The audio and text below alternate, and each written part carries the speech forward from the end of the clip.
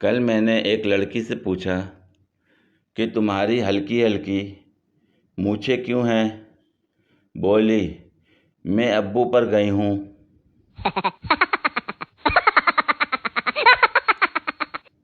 ABCDEFGH,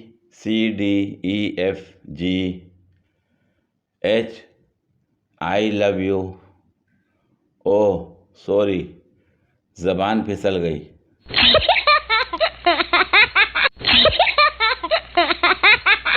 कुछ लड़कियां इतनी पतली होती हैं कि मच्छर भी सोचता है कि खून लेकर जाऊं या देकर।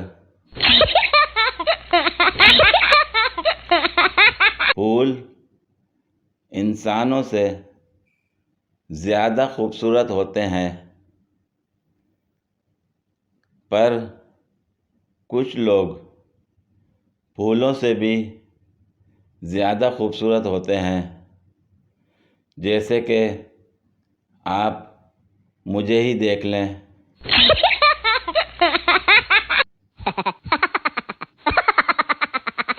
क्लास में एक नया बच्चा आया। सबको अपना नाम बताने के बाद टीचर ने उससे पूछा, बेटा आपके अब्बू क्या करते हैं? बच्चा, वही जो मेरी अम्मी कहती हैं।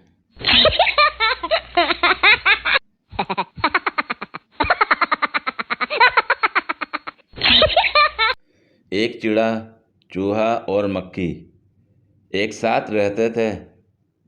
तीनों में बहुत दोस्ती थी। चिड़ा जंगल से लकड़ियाँ लाता, मक्खी पानी भरती और चूहा खाना पकाता। तीनों अपना अपना काम बड़ी ईमानदारी से करते थे। एक दिन चिड़ा लकड़ियाँ चुनने बाहर निकला तो रास्ते में एक लोमड़ी से उसकी मुलाकात हो गई। उसने सलाम किया और हाल पूछा। चिड़े ने कहा, मैं लकड़ियाँ लेने आया हूँ। सारा दिन लकड़ियाँ जमा करके शाम को घर जाऊँगा। मक्खी पानी भरती है और मेरा दोस्त चूहा खाना पकाएगा।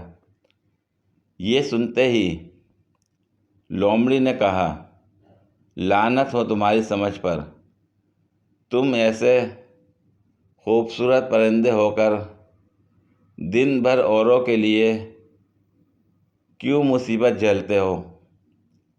देखो, वो दोनों तो चैन से घर बैठे रहते हैं और तुम यूं मारे मारे फिरते हो। उनसे इतना भी नहीं होता कि बारी बारी काम करें। एक दिन चूहा लकड़ियाँ लाए, दूसरे दिन मक्खी और तीसरे दिन तुम। ये कहकर लोमड़ी तो चली गई, मगर इत्तेफाक से बने बनाए घर में निफाक का बीज बो गई।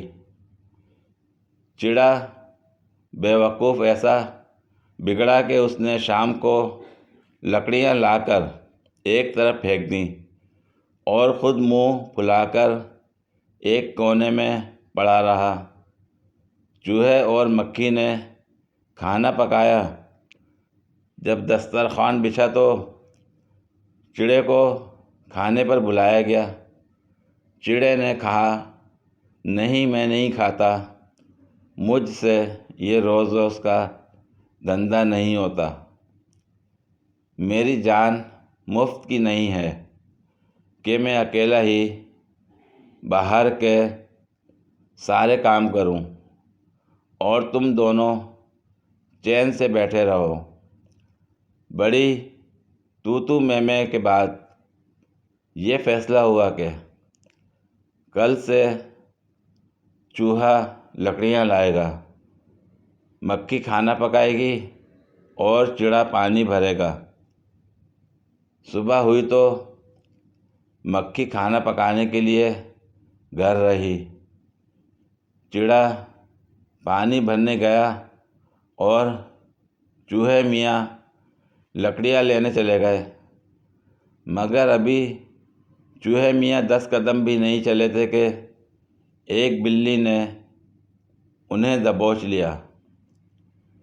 चिड़े मियाँ पानी भरने गए तो उनका पाँव फिसला और वो कुएं में जा गिरे।